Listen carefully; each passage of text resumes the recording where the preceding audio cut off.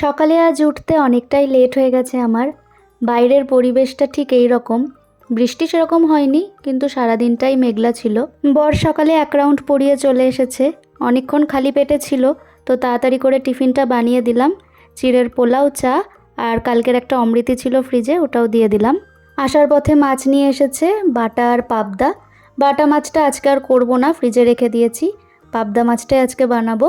এখানে দুটো পেঁয়াজ, দুটো টমেটো, অল্প কয়েক কোয়া রসুন আর কাঁচা লঙ্কা হালকা সেদ্ধ করে নিয়ে তারপর টমেটো স্কিনগুলো ছাড়িয়ে নিয়ে একেবারে ঠান্ডা করে ওর মধ্যে 1 টিস্পুন কালো সর্ষে, 1 টিস্পুন গোটা জিরে দিয়ে ভালো করে ব্লেন্ড করে নিয়েছি।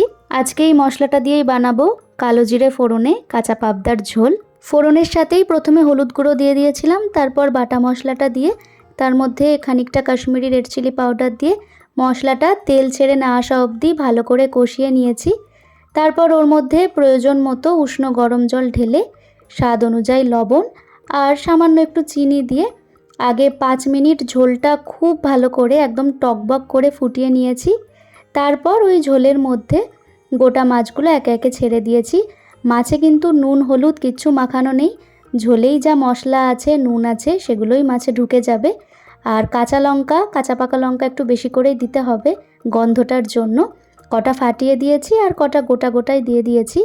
15 মিনিটের জন্য মিডিয়াম হিটে আধ ঢাকা করে খুব ভালোভাবে ফুটিয়ে নিয়ে তারপর নামানোর আগে কাঁচা সর্ষের তেল ওপর থেকে ছড়িয়ে দিলেই হয়ে যাবে। হাতা খুন্তি দিয়ে বেশি নাড়ানো যাবে না।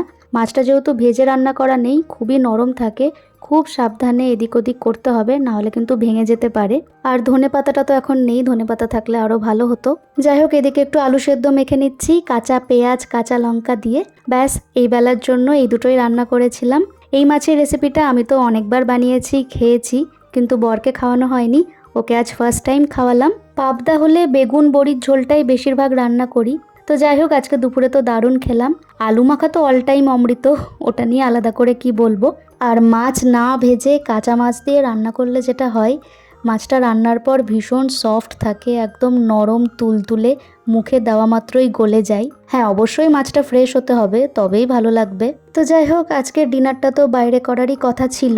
প্ল্যান ছিল যে বর বাড়ি ফিরবে, তারপর আবার একসাথে আমরা একটু বেরোবো, কিন্তু ওই ঘর কোনো মানুষদের যা হয়।